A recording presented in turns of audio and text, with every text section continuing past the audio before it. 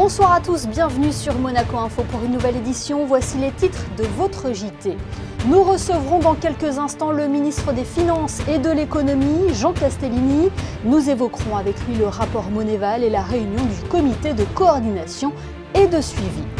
La Roca Team déroule face à Boulogne-Levallois et se qualifie facilement pour les quarts de finale de la Coupe de France. Résumé et réaction à suivre dans ce journal.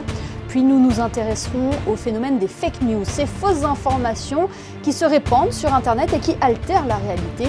Nous démêlerons le vrai du faux avec le journaliste Thomas Huchon.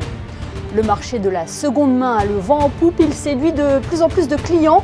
Coup de projecteur ce soir sur une jeune entreprise monégasque qui vient de se lancer dans le domaine. Le 23 janvier dernier, Moneyval, l'organe de lutte anti-blanchiment du Conseil de l'Europe, appelait Monaco à renforcer les mesures de lutte contre le blanchiment de capitaux et le financement du terrorisme. Le gouvernement princier avait alors exprimé sa pleine adhésion aux recommandations formulées dans ce rapport, un rapport qui reconnaissait aussi les efforts déployés par les autorités monégasques dans ce domaine.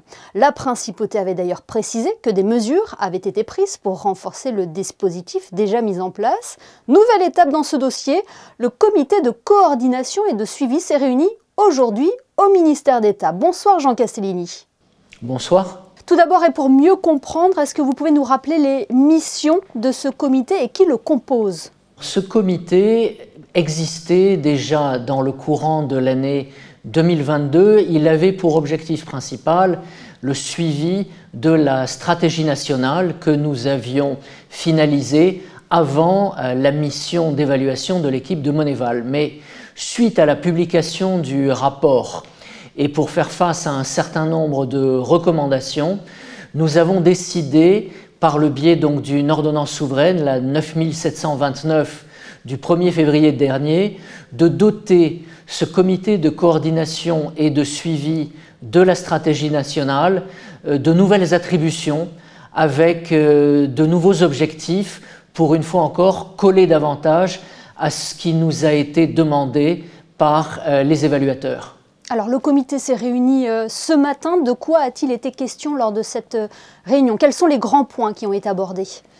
Il a été question de divers sujets, au premier chef desquels l'agenda du comité. Le comité se réunira environ une douzaine de fois, c'est-à-dire à peu près une fois par mois tout au long de l'année 2023.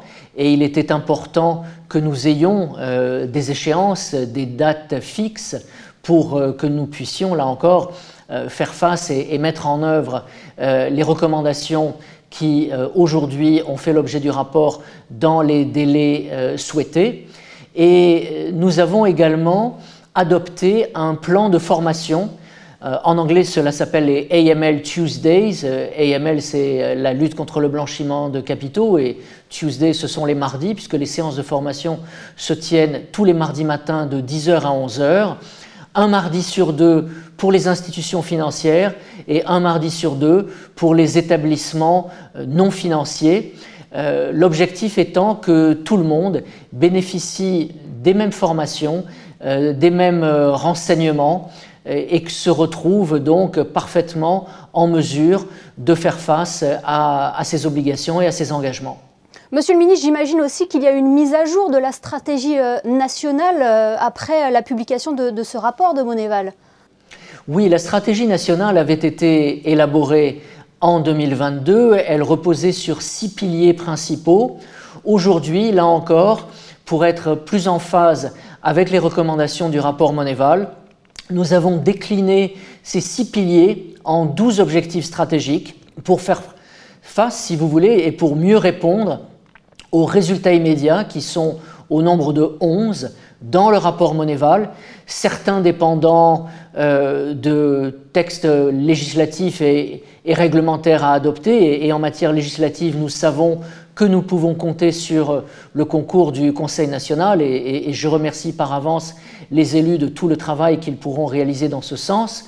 Mais il y a aussi des engagements et des objectifs à tenir qui sont du ressort de la direction de la sûreté publique, de la direction des services judiciaires, de certains des services de mon département, notamment la direction de l'expansion économique ou encore le SICFIN, et qu'il est important que chacun de ces services soit bien conscient dès aujourd'hui des engagements à tenir et des dates butoirs pour y arriver. On l'a bien compris, tout le monde travaille de concert. Que risque la principauté si elle ne satisfait pas à l'ensemble des demandes de Monéval ?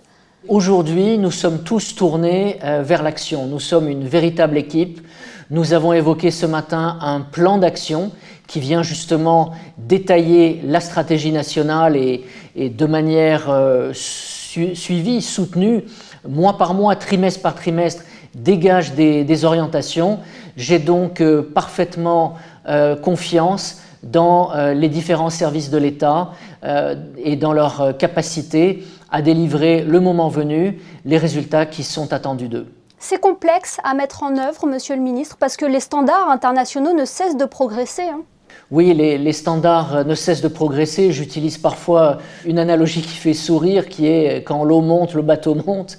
Mais ça veut dire tout simplement que quand les standards s'élèvent, eh bien, il convient que les réponses que les États apportent soient également au niveau et que les meilleurs standards internationaux se reflètent aussi dans les pratiques de la principauté au quotidien. Mais si vous voulez, pour reprendre une autre analogie peut-être plus sportive, j'ai envie de vous dire que devant nous, nous avons un marathon que nous allons devoir courir à la vitesse du 100 mètres. Alors, préservons nos forces. Une équipe est maintenant en place. Elle l'était déjà au moment où nous nous sommes rendus à Strasbourg en décembre dernier. C'était la concrétisation des efforts de beaucoup d'entre nous depuis de nombreux mois. Nous avons encore un certain nombre de challenges auxquels nous allons faire face dans les mois qui viennent, mais je pense que tout le monde est bien conscient des enjeux et des implications. Oui, vous êtes optimiste. Merci infiniment, Jean Castellini, d'avoir été notre invité ce soir sur Monaco Info. C'est moi qui vous remercie. Dans le reste de l'actualité, Anne Eastwood a remis ses lettres de créance au directeur général de l'Organisation des Nations Unies pour l'alimentation et l'agriculture. L'ambassadeur de Monaco en Italie est désormais accrédité en qualité de représentant permanent de la principauté auprès de cette organisation basée à Rome. Pour rappel, la FAO a pour mission de lutter contre la faim et promouvoir la sécurité alimentaire et une agriculture durable pour des millions de personnes à travers le monde. Monaco est membre de la FAO depuis 2001. Dans un tout autre domaine en basket, la Roca Team s'est qualifiée facilement pour les quarts de finale de la Coupe de France hier en battant Boulogne-Levallois 107-76. Les Monégasques se sont montrés sérieux face à une équipe francilienne amoindrie. Le résumé de la rencontre est signé Yannick Debever et Jean-Alexandre Dordet.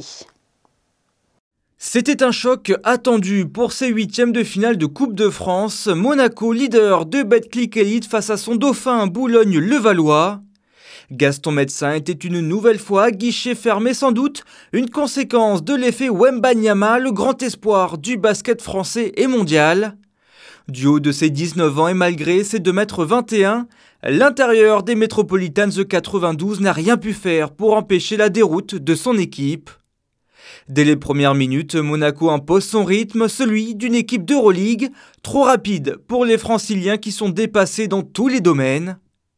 Les deux premiers cartons sont hachés, les Mets n'ont d'autre choix que faire beaucoup de fautes pour tenter d'enrayer la machine monégasque. Un effort vain puisque la Roca Team rejoint les vestiaires avec 20 points d'avance, 58-38. Et cet écart ne va faire qu'augmenter au cours de la seconde période. Chaque Rocaboy contribue au scoring, les rotations d'Obradovic ne font pas baisser l'intensité. Symbole d'une équipe soudée où tous les joueurs regardent dans la même direction. Boulogne-Levallois, amoindri par beaucoup de blessures, se résigne et laisse filer la fin de match qui ressemble plus à un All-Star Game où chacun tente de se faire plaisir. Score final 107-76. Le meilleur scoreur du match s'appelle Mike James avec 18 points en 14 minutes et puis Yohan Makoundou signe son premier double-double de la saison avec 11 points et 12 rebonds. On a eu une déroute à Bourg-en-Bresse qu'on a un peu regretté, donc voilà, entre joueurs on a fait une réunion hier pour se dire les choses et se dire que voilà, il y avait un match à gagner aujourd'hui, puis 3 possibles à gagner aussi et que voilà, on allait tout faire pour tuer le match dès le début et ensuite le contrôler, donc c'est ce qu'on a pu faire ce soir et on va essayer de rester sur cette lignée pour les matchs qui arrivent. On a un break en Euroleague, maintenant il faut qu'on se concentre sur les compétitions françaises, c'est des vrais objectifs pour le club, donc voilà, on a envie de performer, de se rendre les matchs faciles et d'aller chercher un trophée. Cette victoire est synonyme de qualification pour le top 8 de la Coupe de France qui se jouera à Trélazé les 18 et 19 mars prochains. En attendant, la Roca Team joue ce week-end la Leaders Cup avec l'objectif de ramener le premier trophée de la saison. Il faudra pour cela déjà passer le quart de finale face à Bourg-en-Bresse ce vendredi à 15h30 depuis l'Arena Saint-Étienne Métropole de Saint-Chamond. Et ce quart de finale de la Leaders Cup sera à suivre en direct sur Monaco Info avec aux commentaires Frédéric Elion et Ali Traoré. Retour à présent sur le dernier rendez-vous du Monaco Press Club. Après l'environnement et les changements climatiques, l'association a voulu faire découvrir ou redécouvrir deux entités monégasques extrêmement célèbres dans l'univers artistique, l'Académie Princesse Grace et le Pavillon Bozio. Plus de détails dans ce reportage de Christine Datomel, Arnaud Humbert et Alexandre Gougassian. L'objectif de cette conférence, faire mieux connaître le pavillon Bozio et l'Académie Princesse Grace. Et Thierry Levier, le nouveau directeur de l'École supérieure d'art plastique de Monaco, et Luca Massala, le directeur depuis 14 ans de l'école de danse de haut niveau de la Principauté, étaient les invités du Monaco Press Club. Et c'est au sein de l'Académie Princesse Grace que cette conférence s'est tenue. Au programme donc la présentation de l'Académie Princesse Grace et de celle de cette école si particulière que représente le pavillon Bozio, un établissement unique en son genre puisqu'il s'agit de la seule école spécialisée dans le domaine de la scénographie de spectacle et d'exposition. C'est une structure qui est assez petite, on a 70 étudiants, ce qui est relativement petit par rapport à d'autres écoles d'art, mais du coup c'est assez privilégié la situation des étudiants dans l'école, il y a beaucoup de voyages qui sont organisés, il y a une forte proximité avec les équipes, les professeurs. Et puis il y a cette spécialité, la scénographie, qui fait que ça se développe beaucoup sous forme de projets collectifs. Donc en dehors du travail personnel, ils ont tous une pratique d'artiste. Ils peuvent être peintres, sculpteurs, voilà. Mais à côté de ça, ils font des projets collectivement. Et ça peut être notamment avec les ballets de Monte-Carlo, par exemple, pour créer les décors pour la danse. Ça peut être avec le NMNM ou des institutions d'art pour créer des scénographies d'exposition. Et donc il y a cette dimension collective et de projet qui est très importante. Vous l'aurez compris, les danseurs des ballets de Monte-Carlo œuvrent souvent aux côtés des jeunes artistes du pavillon Bozio, notamment lors des imprévus, lorsque les danseurs se mettent dans la peau des chorégraphes et que les élèves du pavillon Bozio dans celle de scénographes. De nombreux danseurs sont d'ailleurs issus de l'Académie Princesse Grace, une école reconnue dans le monde entier pour son excellence et qui a pour objectif de former des danseurs professionnels qui intégreront demain les grandes compagnies de danse internationales. C'est des élèves qui sont recrutés depuis l'âge de 12 ans, qui viennent à Monaco, qui passent environ entre 4 et 5 ans et ils sont éduqués. Ils habitent, on est ici au 7e étage de cette belle maison de la famille Sanger qui forment des élèves dans leur quotidien pour être des danseurs, mais aussi juste évoluer en tant qu'être humain, surtout dans une période où il faut être bienveillant, il faut bien les éduquer. Et après, ils rentrent dans différentes compagnies de danse. J'ai plusieurs élèves qui sont au ballet de Monte-Carlo, mais aussi dans d'autres compagnies, car naturellement, une compagnie seule ne peut pas prendre autant d'élèves. Deux lieux historiques de la Principauté ont donc été présentés lors de cette conférence, un rendez-vous qui a également mis en lumière de nombreuses anecdotes et le parcours des deux directeurs. Intéressons-nous à présent aux fake news. Avec les théories du complot, ces fausses informations ne cessent de se répandre. Les événements de ces dernières années ont été impactés par ce phénomène, semant le trouble dans l'esprit des gens. Mais comment vérifier si une information est juste ou non? C'est ce que nous avons voulu savoir ce soir en invitant dans notre JT Thomas Huchon. Bonsoir. Bonsoir. Vous êtes journaliste, auteur et réalisateur spécialiste des fake news. Comment, tout d'abord, expliquer la multiplication de ces fausses nouvelles? Il y a quelque chose qui a profondément changé, c'est notre manière de nous informer. Grosso modo, avant, on regardait la télévision, on écoutait la radio, on lisait les journaux. Aujourd'hui, on passe dans l'espace numérique. Dans l'espace numérique, Internet, il y a plein de choses merveilleuses, mais il y a aussi le pire du pire. Et on y est très confronté parce que la manière de diffuser l'information a changé. Et grosso modo, ces fake news, elles ont une espèce de prime sur ces réseaux sociaux. La manière de diffuser, de consommer également l'information a totalement changé. Ce que vous êtes en train de nous dire, c'est qu'il n'y a plus de filtres finalement. Tous les filtres qui existent dans un média professionnel traditionnel, le rédacteur en chef, les collègues, la vérification de l'information entre nous, eh bien, ça n'existe plus pour deux raisons. La première, c'est que ce ne sont pas des journalistes professionnels, donc bien souvent, ils ne savent pas fabriquer de l'information. C'est malgré tout un métier. Et la deuxième chose, c'est que quand vous parlez, quand un média parle, quand un journal publie quelque chose, il est responsable de ce qu'il publie. Sur Internet, cette responsabilité n'existe pas. Et donc, ça permet de dire tout, mais surtout n'importe quoi. Est-ce que vous pouvez nous expliquer le terme d'infodémie que vous employez dans votre livre paru l'année dernière, Anti-Fake News, paru aux éditions First? En réalité, l'infodémie, c'est un terme qui a été inventé par l'OMS, l'Organisation mondiale de la santé.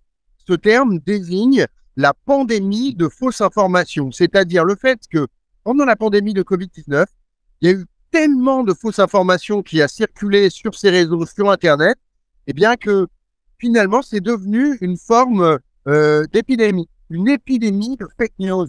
Et cette épidémie, eh bien, elle a des conséquences sur le monde de l'information, ça c'est sûr, mais aussi sur nos comportements. On pense par exemple à ceux qui, en écoutant celui qui était président des États-Unis d'Amérique, Donald Trump, aurait pu boire de l'eau de Javel parce que c'était recommandé par M. Trump dans une interview.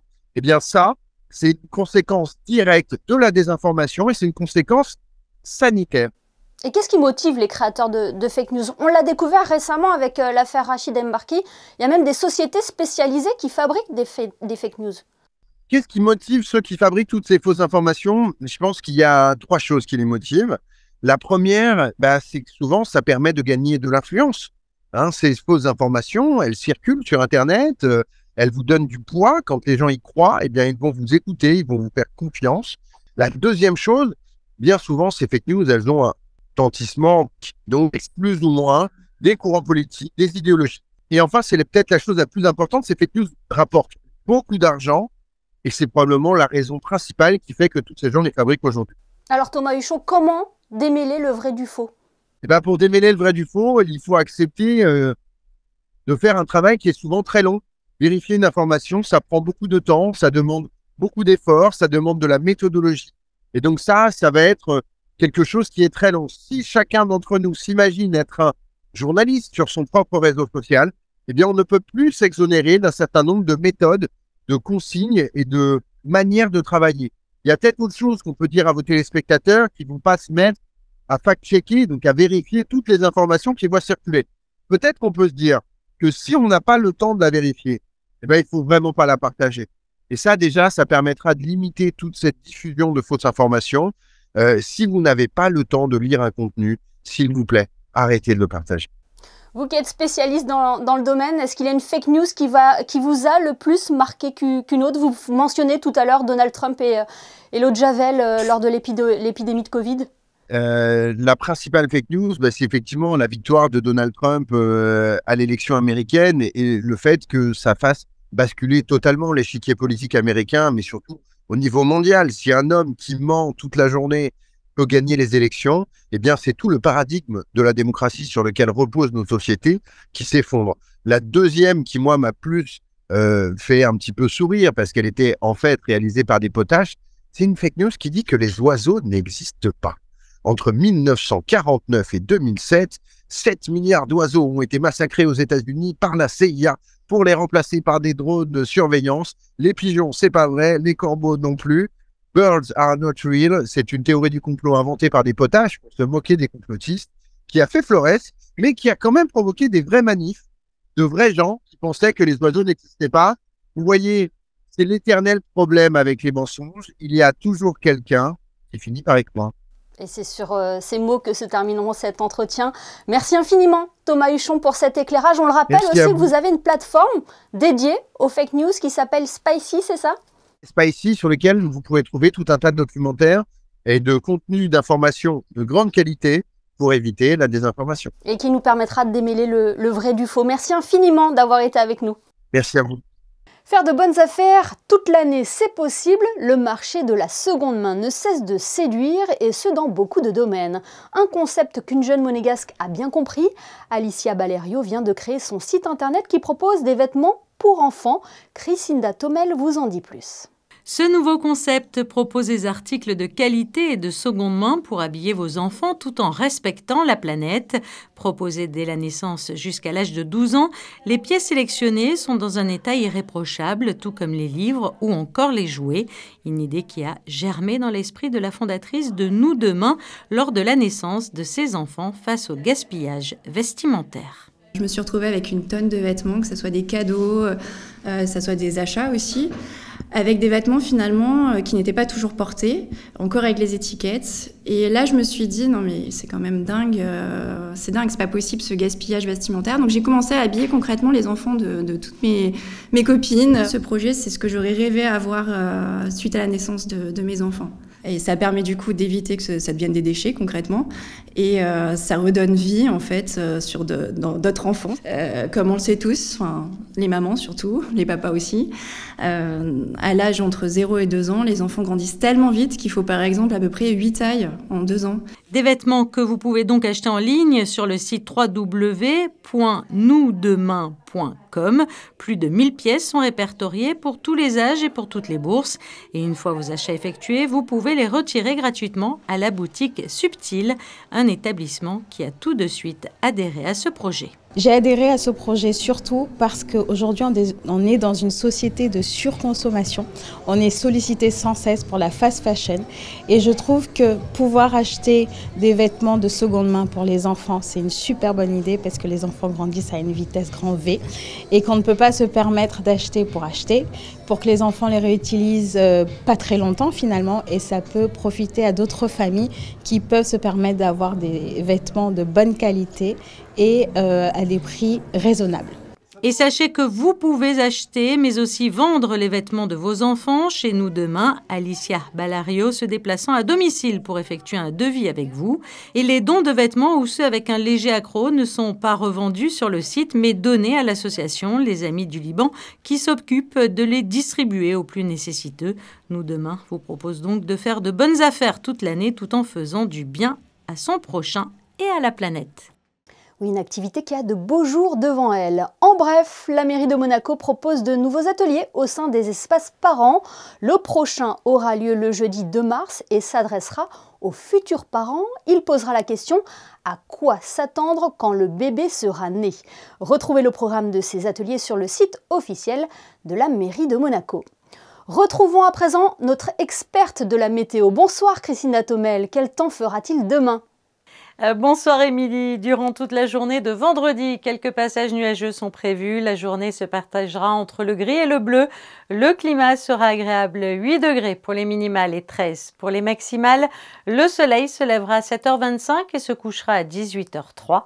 Demain, nous fêterons les Alexis. Merci Christina et merci à vous de nous être fidèles chaque soir sur Monaco Info. On se quitte en images avec les photos de Frédéric Nébinger qui a vécu hier au plus près la qualification de l'AS Monaco Basket pour les quarts de finale de la Coupe de France.